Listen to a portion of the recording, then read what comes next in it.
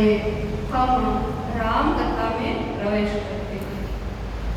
कल राम कथा में प्रवेश तो भी हमने नहीं किया है। बाबा तुलसीदास जी के जीवन चरित्र के ऊपर अभी हमारा प्रसंग चल रहा है। तो कल हमने देखा कि बाबा तुलसीदास जी ने अपनी पत्नी के एकमात्र वचन से, एक शब्द से उन्होंने घर परिवार और प्रेम का त्याग करके भगवान के भजन के लिए निकल गए। आप लोगों में कितनी बार दिन में लड़ाई होती है? कितनी बार बोलते होंगे मैं चली जाऊंगी? आपके बच्चे भी बोलते हैं ना कि तुझे अकेली मैं जाता हूँ, पर शाम होते होते घर पे वापस। और अपनी शायद हम बाबूजी के यहाँ पास रह रहे थे, उसी समय की बात है। हमारे पास में कुटिया है, वहाँ बाबूजी के पास एक भगत आया, बोले बाबूजी मुझे चेला बना लो। बोले क्यों? मेरी पत्नी से लड़ाई हो गई, वो घर पर चली गई। तो बाबूजी बोले कि बेटा ऐसे थोड़ी चलता है, आती है जाती है चलता रहता है। वो बोले नहीं नहीं मुझे चेला बना लो, मुझे संन्यास दे दो, मुझे घर पे नहीं जाना है। 15 दिन बाद उसकी पत्नी को पता चला कि उसके पति ने तो संन्यास ले लिया, बाबूजी के पास रह रहा है। वो आई, थोड़ी रोई, बोली बाबूजी यदि इसको आप चेला बना दोगे तो मैं कहाँ जाऊंगी? तो बोले आप तो बन गया चेला, आप भी क्या कर सकता हूँ? तो वो थोड़ी बहुत रोई, पति के सामने गिड़गिड़ाई। वो बोले ठीक है चल मैं घर में वापस आ जाता हूँ। तो हमारा आज तक का संन्यास कैसा है? सुबह से शाम तक का। तब बाबा तुलसीदास ने पूरा निभाया।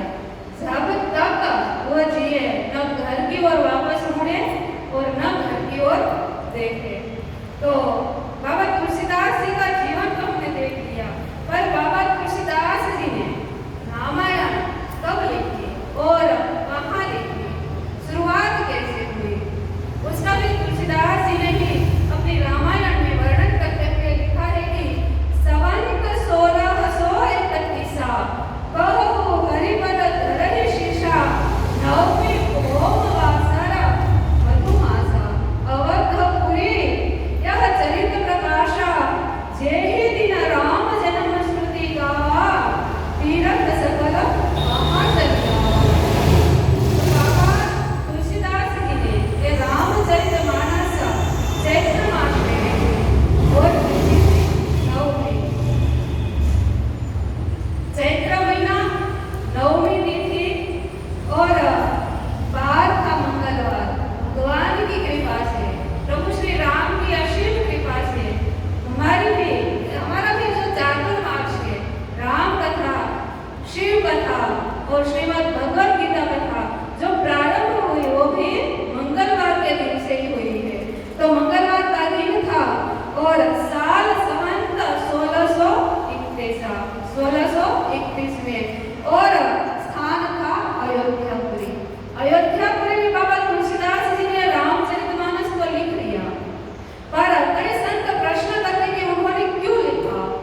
उनकी अवस्था तो उस समय वृद्धावस्था थी, क्योंकि तुलसीदास बाबा ने जब रामचरितमानस लिखा तब उसकी आयु ढल चुकी थी, वृद्धावस्था आ गई थी। पहले से वो ज्ञान बुद्धि तो थे ही, पूरे से जो शास्त्र के षडांग बोले जाते हैं वो सारे शास्त्र का तो उन्होंने अध्ययन कर लिया था, बड़े विद्वान थे। साथ साथ में वयोवृद्ध भी हो गए, अनुभव वृद्ध भी हो गए। जैसे जैसे हमारी उम्र बढ़ती है वैसे अनुभव होता है ना। समझदार लोग होते ना, वो किसी से कहने से बात मान लेते हैं। और कई लोग ऐसे होते हैं कि जब जीवन में कोई दुख आए, जब ठोकर लगे, ठोकर लगने के बाद समझ में आता है। हम रास्ते में जाते हैं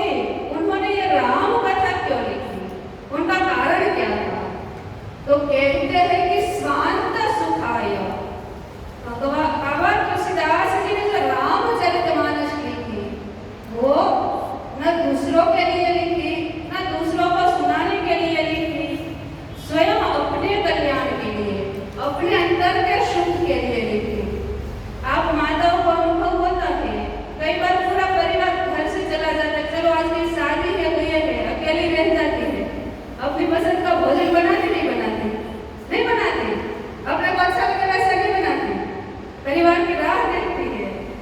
और जीवन में कभी ऐसा दिन आता है कि अपनी पसंद का बनाए, यह तो बात गलत है, सरासर झूठ है, हम नहीं मानते हैं। कभी कभी तो ऐसा होता है कि हम सबके लिए यह करते हैं, अपने लिए तो कभी अच्छा बनाकर खाए नहीं होता, कभी नहीं होता। तो आप सब धन्यवाद के पात्र है कि दूसरों के लिए जीते हैं। यह जो संसार का सुख है, यह दूसरों के लिए जिया जाता है। स्वांत सुख आया, स्वांत सुख मतलब अपने अंतर का सुख, अपने आत्मा का सुख, वो दूसरों के लिए न जिया जा सकता है और न आप उसको जिला सकते हो, क्योंकि वो अपना खुद का अनुभव है, अपना सुख है। जिस प्रकार आप गुड़ खाओगे, मध खाओगे, तो स्वाद आपको याद आता है ना, बच्चे को आएगा, आपके पति को आएगा। आपने मध खाया, उनका स्वाद किसको होगा? आप लेंगे या आपके पति या बच्चे? बताओ, नहीं पता, नहीं समझ में आया, हमारी भाषा नहीं समझ में आई। मतलब आप यदि मध खाते हो, थोड़ा चख लिया जीवा पे, उसको छोड़ो, आपने बाबूजी ने तक बताया खाटा चखा, तो खारा है, मीठा है, कैसा है, स्वाद किसको आया? आप ही को आया ना, आपके पति को आया, उस समय बच्चे को आया। तो स्वांत सुख भी इसी तरह का है, अपना सुख है, उसे हमें खुद को ही अनुभव करना पड़ता है। तो तुलसीदास महाराज ने अपनी वयोवृद्धावस्था में जो रामचरितमानस लिखा, वो अपने सुख के लिए लिखा, स्वयं के सुख के लिए लिखा। जब कहते हैं कि हमारा शरीर का सुख दूसरे के शरीर का सुख का विरोधी हो सकता है। आपके पास गाड़ी है, आपको अच्छी नहीं लगी, आपने फेंक दी, क्यों? आपका मन उनसे भर गया था, अच्छी नहीं लगी, फेंक दी। पर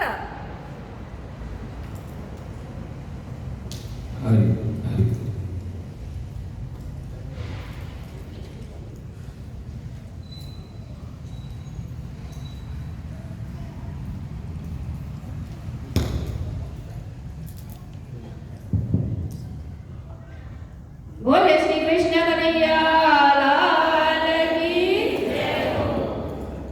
तो गाड़ी आपने बेच दी, दूसरे ने खरीदी, आपने बेची, उसका आपको सुख हुआ, आपका दुख था इसीलिए आपने बेची, दूसरे को उसी गाड़ी में सुख मिला इसीलिए उसने खरीदी। आप एक परिवार में रहते हो, किसी को बैंगन की सब्जी अच्छी लगती है, किसी को नहीं लगती। तो जो शरीर का सुख है, वो अपने शरीर का सुख दूसरे के शरीर के सुख का विरोधी हो सकता है, अपने मन का सुख दूसरों के सुख का विरोधी हो सकता है। परंतु स्वात्मा सुख ऐसा है कि वो कभी किसी के सुख का विरोधी नहीं हो सकता। संसार में जहां भी जाओ, जिस स्थिति में भी देखो, कहीं भी देखो, किसी ना किसी का विरोध होता है, सुख मिलता है, दुख मिलता है, पर स्वांत सुख की कोई परिभाषा नहीं है, उनका कोई विरोधारी शब्द भी नहीं है, समानार्थी शब्द भी नहीं है, क्योंकि वो स्वयं का सुख है। तो तुलसीदास महाराज ने अपने सुख के लिए लिखी, वो तो ठीक है, लिख ली अपने सुख के लिए, तो उन्होंने उनका पठन क्यों किया, उसका वांचन क्यों किया?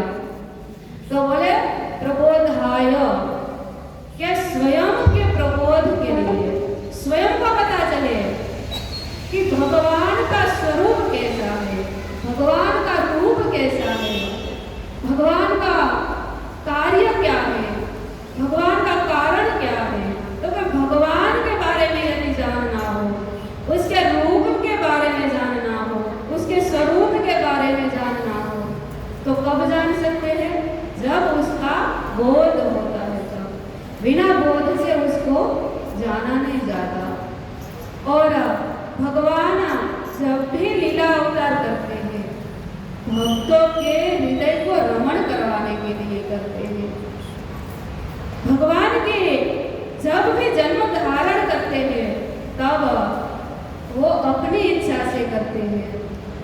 हमारा और आपका जो जन्म है, वो अपनी इच्छा से हुआ। आप अपनी इच्छा से पृथ्वी लोक पर आए और यहाँ से जाएंगे तब अपनी इच्छा से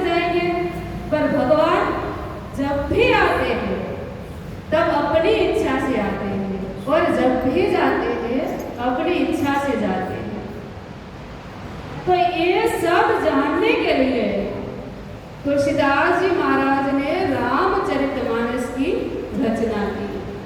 तो बोले ठीक है, उन्होंने लिखा पढ़ा, पर उसका गायन क्यों किया? रामचरितमानस एक ऐसी है कि आप किसी भी राग में गा लो, वो हर राग में बैठ जाती है, मानो गाई जाती है, कविता है। तो बोले क्यों गाए? गिरी पवित्रा, तो बोले अपनी वाणी को पवित्र करने के लिए वो गाते हैं। तुलसीदास के यहाँ मुख्य 3 हेतु थे राम कथा, रामचरितमानस लिखने का। स्वांत सुखाय, प्रबोधाय, गिरी पवित्रा, तो अपनी वाणी को पवित्र करने के लिए। उसी प्रकार रामचरितमानस तुलसीदास महाराज ने लिख तो ली, पर भगवान से वो क्षमा याचना की है कि प्रभु मैं रामचरित लिख तो रहा हूँ, पर अपनी भाषा में लिख रहा हूँ, लोक व्यवहार की भाषा में लिख रहा हूँ। आज तक जितनी रामचरितमानस थे, राम कथा थी, वो सब संस्कृत के श्लोकों में लिखे हुए थे, और सब लोग संस्कृत को नहीं जान सकते, नहीं समझ सकते हैं, इसीलिए लोक व्यवहारिक भाषा में लिखी। बोले मैं अपनी भाषा में लिख रहा हूँ, मुझे क्षमा करना।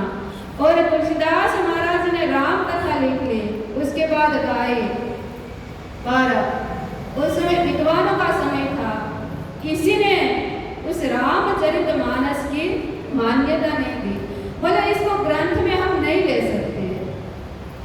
बाबा तुलसीदास ने कहा मैंने जो लिखा है मेरी इच्छा से नहीं लिखा, भगवान विश्वनाथ की प्रेरणा से लिखा है।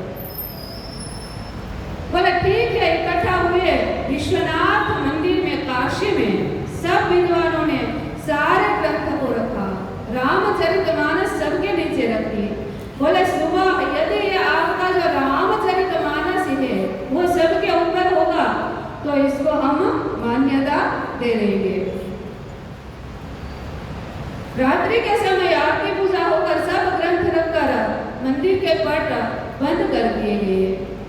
सुबह जब पट खोला तो सबसे पहले रामचरितमानस मिले।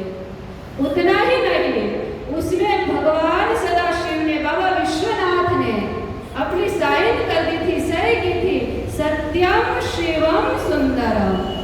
राम कथा तुलसीदास की जो लिखी थी उसको भगवान भोले बाबा ने प्रमाणित किया कि यह मेरी प्रेरणा से, मेरी इच्छा से लिखी गई थी। तो रामचरितमानस बाबा तुलसीदास ने भगवान की इच्छा से लिखी। और आइए आज हमारा समय पूर्ण होने से पहले रामचरितमानस का मंगलाचरण है, उसका पहला जो श्लोक है उसका हम थोड़ा पठन कर लेते हैं।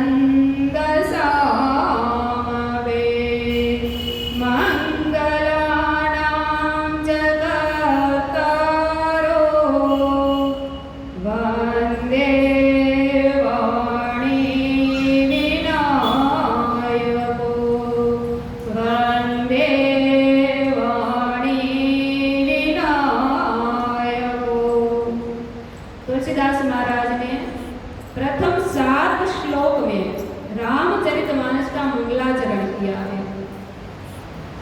7 ही श्लोक क्यों लिखे हैं वो भी हम आपको कल बताएंगे। आज समय मर्यादा पूर्ण हो रही है, 1:15 का टाइम हो रहा है, और अंत में 2 श्लोकों से तुलसीदास बाबा ने रामचरितमानस को पूर्ण किया है।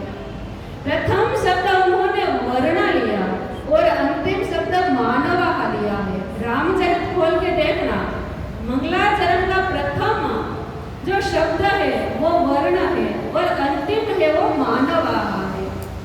तो इस दोनों का भावार्थ समझे तो यहाँ बाबा तुलसीदास ने, संत लोग, विद्वान लोग इसका विश्लेषण करते हैं कि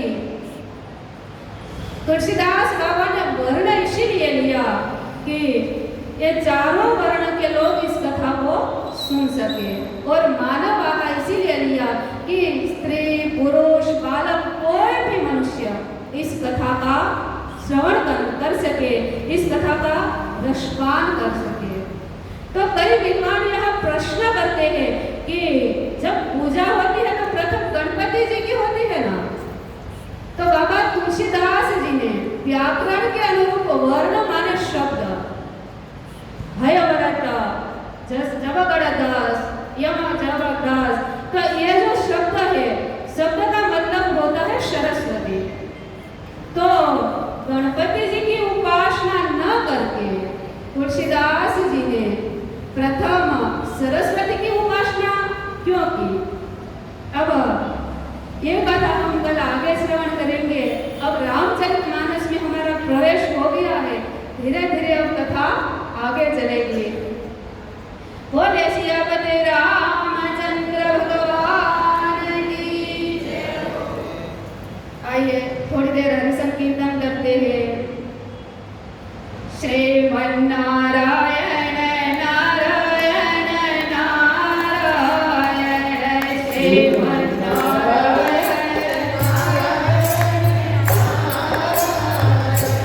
श्रीमन्नारायण नारायण नारायण,